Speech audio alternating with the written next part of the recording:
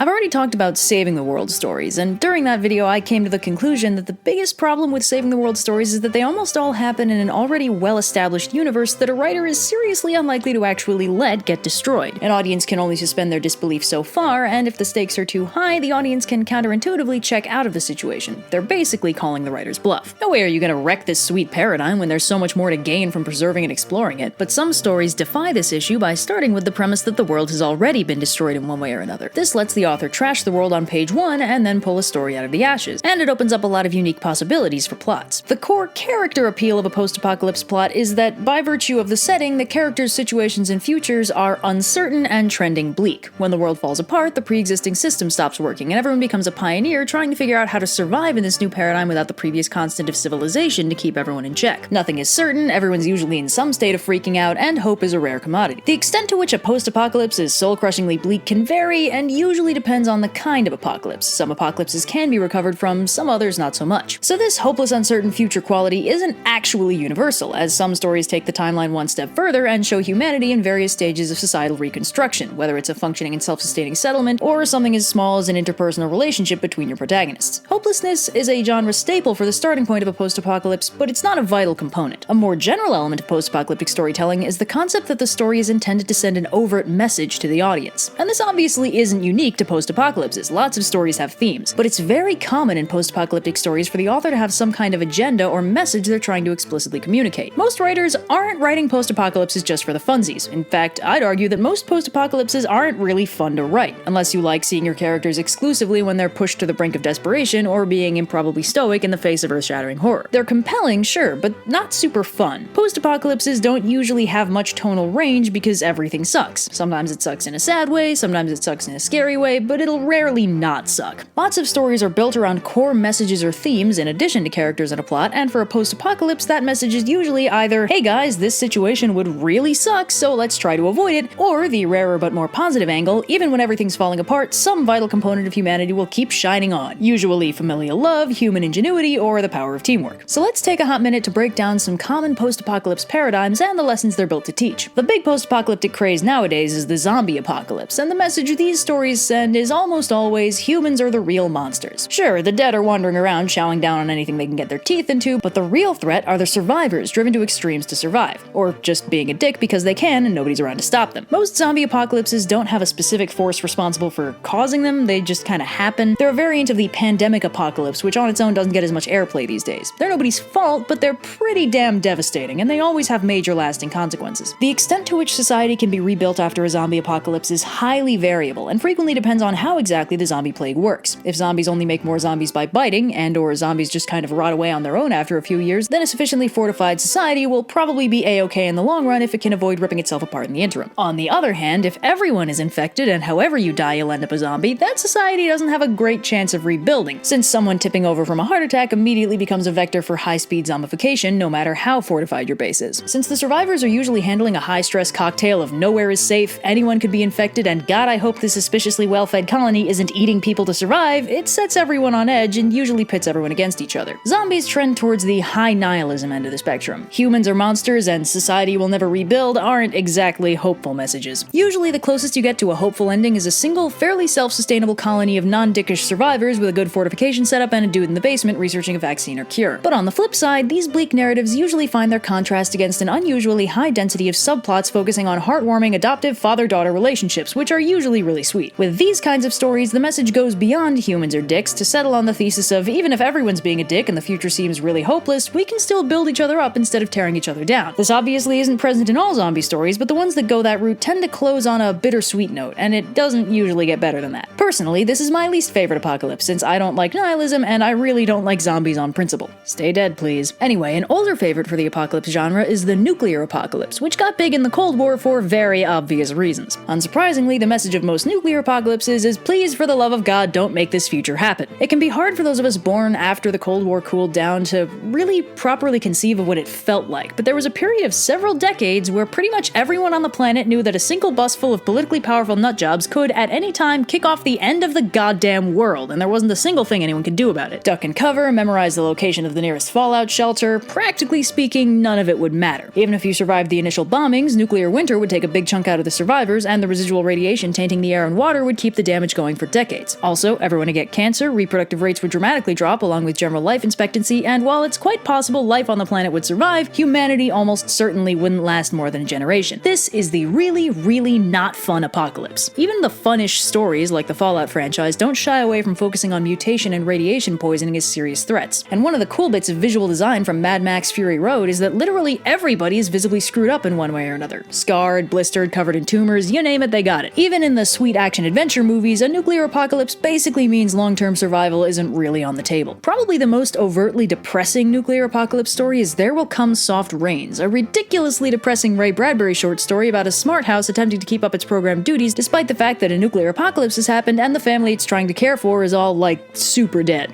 Like post-Thanos dead. The story only has one living character, and it's the starving, cancerous former family dog that makes its way into the house before keeling over, because the message of this story is this is horrible in every conceivable way, so please don't let it happen. Like I said, the not fun apocalypse. Writers were writing these cautionary tales in the hopes that crippling depression and terror would keep these world leaders from killing literally everybody. Another classic favorite is the robot apocalypse, or more broadly, the has science gone too far apocalypse, where humanity creates something that then wipes most of it out. The Matrix, Terminator, and even I Am Legend, though obviously without the robots, follow this format, where humanity is so busy focusing on what they can do that they never stop to think about whether or not they should. The robot apocalypses also frequently come with an additional message straight out of Shelley's Frankenstein. Hey guys, if you're gonna create sentience from nothing, you should probably be a responsible parent to it, or it might murder everyone you love. Also, sometimes the robot comes to the logical conclusion that the biggest threat to humanity is itself, and pro tip, if anyone or anything is ever motivated by save you from yourself, you get the heck out of there as fast as you can because no good has ever come from that sentence. The message there is the fairly generic humanity does bad stuff to itself sometimes, which isn't exactly groundbreaking, but isn't really wrong either, so whatever. Most robot apocalypses are a 1-2 punch of be careful with science and be careful with parenting, although most stories stick with the former. Much easier to be scared of the big scary murder robot than to ponder the role you played in its development, you know? Then there's the supernatural and alien apocalypses, which I'm lumping together because they fit the same general format. An incursion of something unexpected, inhuman, and very much out of place breaks into our world with catastrophic consequences. In alien cases, these invaders usually come from space, or occasionally the Pacific Ocean, while supernatural apocalypses are rarer but sometimes just sorta happen because of mystical what's-it beyond mortal ken. There's a really good webcomic called Stand Still, Stay Silent where some kind of horrible plague swept the planet and killed all its victims, then trapped their tortured souls in the mutated skeletal bodies left behind, and now the world is basically full of screaming ghosts and giant rotting monsters that have forgotten how to die. The art is also stunning, I'd really recommend it. The other big supernatural apocalypse is featured in the manga Berserk, and interestingly enough takes place several volumes into the story, making it also a subversion of my no actually ending an established world rule. Berserk's supernatural apocalypse is kicked off by a supernatural eclipse that turns former protagonist Griffith into a demon god bat monster thing and unleashes demons onto the world in large numbers. And while it's not a fast apocalypse, it's pretty clear that the world is taking a serious turn for the worse as a result of the demon incursion. Anyway, not many people write supernatural apocalypses, which I think is a shame because there's a lot of potential there. Sometimes you get vampire apocalypses, but those are usually just zombie apocalypses and sexy waistcoats, so I don't count them here. Devilman Crybaby features a supernatural apocalypse, but it actually destroys the entire world and kills everybody, so it's not really got a post-apocalypse plot. Supernatural and alien apocalypses share the Lovecraftian message of fearing the unknown. It's out there, it's incomprehensible, and it could land in your backyard at any moment and start eating the neighborhood cats. Alien apocalypses, however, share the zombie apocalypse's habit of throwing a ray of hope into an otherwise bad situation, and even dares to kick it up a notch from humans aren't all terrible to humanity is actually really awesome when they want to be, as humanity frequently manages to fight off the alien invaders with planes, guns, gumption, and giant robots with stripper names. Unsurprisingly, alien apocalypses are generally hopeful in tone, as they showcase humanity's finest when they finally get their act together and work as a unit to accomplish something. Stories with this message often don't feel post-apocalyptic, since humanity full-on wins with the implication that rebuilding will be a snap now that all the aliens are taken care of. How realistic that outcome is really doesn't matter in a story medium where the premise is alien invasion, so let's roll with it. The last apocalypse I want to talk about is the Ghibli apocalypse, a staple of several Studio Ghibli films, most notably Nausicaa of the Valley of the Wind and Castle in the Sky. Both these stories are post-apocalypses where society has had at least a couple generations to rebuild after the world was seriously wrecked by a war fought by now lost superweapons. Now humanity has recovered and is living in close harmony with nature, because Ghibli. But in both movies, the antagonists have found a way to get access to the remnants of that world-ending superweapon, and they decide to try and gain control over it and use it to rule the world. The message here is very overt. Superweapons won't let you take over the world like you want, they'll just tear big holes in it, everybody will lose, and then everything will get reclaimed by by nature anyway. And yes, the fact that a post-World War II Japanese director has this attitude towards world-wrecking superweapons makes perfect sense. In Nausicaa, the world-wrecking weapons were god warriors, giant organic robot monsters with nuke lasers coming out of their faces. And they did so much damage to the Earth that a giant forest of ridiculously poisonous fungus and giant insects has sprung up to siphon all the nuke laser poison out of the Earth so the planet can gradually heal. The bad guys have found an incomplete god warrior and decide to wake it up and point it at the big naturey forest to get rid of all the giant bugs. But obviously this doesn't work out, and the day is saved by a brave young woman with magical powers and a close relationship with nature. Because Ghibli movie. Castle in the Sky is more of a post-post-post-apocalypse, where in the very distant past a flying castle with a nuke laser on the bottom ruled the world, indiscriminately nuke lasering its enemies, but it's long since been abandoned, and the only evidence of its existence are a bunch of overgrown craters visible from the air, and the fact that some pilots report seeing a castle in the clouds. The bad guy in the movie is a very distant descendant of the family that owned the nuke laser castle, and he makes his way onto it to try and use it to rule the world by nuke lasering anyone he doesn't like and hucking killer robots at everyone else. He's unsurprisingly stopped by a brave young woman with magical powers and a close relationship with nature, helped along by a spunky young man with a rough attitude and a good heart, because it's a Ghibli movie. This is my favorite kind of apocalypse because I like Ghibli movies, and it's probably the most thoroughly hopeful post-apocalypse story. This archetype buffs the lessons from the zombie and alien apocalypses, from humans can be badass to humans can survive, rebuild, and get to the point where they forget about that time the world nearly ended, which is about as hopeful as a post-apocalypse can get. Humanity was ravaged by war, sure, but they survived and they moved on. The protagonists are living simple, functional lives in sync with the beauty of nature. The antagonists are the ones who never let go of the war and are so hung up on winning that they'll wreck the world all over again just to make it right. All he's saying is give peace a chance, guys. So most post-apocalypse stories fall into one of these categories and follow the corresponding message, which is cool and all, but post-apocalypses also have a number of problems that are almost unique to the genre. I'd say the biggest problem in post-apocalypses is just everyone being horrible to each other. See, if you throw a bunch of characters into a really horrible situation without a way out or a real hope of survival, they'd be realistically expected to freak out, and then they'd be realistically expected to lash out at anybody nearby. But if all your characters are just constantly lashing out at each other all the time, then there's no reason to get invested in them. They're all just being jerks to each other. This is most common in zombie stories and is a big reason why I don't like them. It's also why a lot of post-apocalypses will build the emotional center of the story around a tense yet ultimately loving relationship between a parent and child figure, because they have reason to look out for each other and keep the yelling to a minimum, and that means we have a reason to actually be invested in this relationship and how it progresses. For a story that manages to completely avoid this problem, A Quiet Place is a standout example. The story puts the focus on a small family we're intimately invested in seeing survive, and the premise of the movie itself makes yelling wildly impractical. Boom, no yelling, and no reason for the audience to lose investment in the protagonist's well-being. But there's any number of zombie apocalypse stories where the protagonists are functionally disposable and are just there to yell at each other and gruesomely die, and honestly, I don't think that's interesting. If we don't care when the characters die, why kill them at all? On the flip side from the character disengagement, post-apocalypses also risk disengaging the audience from being invested in the plot. If a situation is thoroughly hopeless, your audience is more likely to emotionally check out from the story than they are to hope extra hard that things work out. If your heroes don't have a fighting chance, then why are we even watching? This problem can be avoided by selling your audience on a smaller goal than an impossible total victory. Maybe our heroes can't undo the robot apocalypse, but the main character's chosen one powers give them the ability to fight back. We can't get rid of the zombies for good, but we can secure and fortify our base and get a stable food supply going. Some stories kick hopelessness to the curb entirely and give the heroes a chance for total victory. These are usually alien invasion stories where blow up the mothership or drop a nuke in the space hole is a full-on win condition rather than just a stopgap to keep the apocalypse from getting worse. But in stories where the apocalypse is formatted in a way that makes fixing everything just totally impossible, it's smart to sell your audience on a smaller, attainable goal that still feels like a victory. Mad Max Fury Road did a really good job with this. The world is a giant radioactive desert wasteland, so that's not getting fixed anytime soon. Instead, the plot is that Furiosa is trying to rescue a small group of women from a life of sex slavery in an extra dystopic and really nasty cult. Initially, she wants to bring them to an oasis of fertile land she grew up on, but she discovers in the emotional darkest hour of the movie that this oasis grew toxic and died out years ago. So then the goal shifts. The new plan is to take over the cult base and their stable source of water and build a not horrible settlement out of whatever's left when they're done. It's believable, it's very small scale, and it still feels like a rewarding victory when they pull it off in the end, even though it's a 2-hour road trip where they go in a circle. So if your plot or characters are too emotionally draining, that can disengage the audience through sheer hopelessness fatigue, but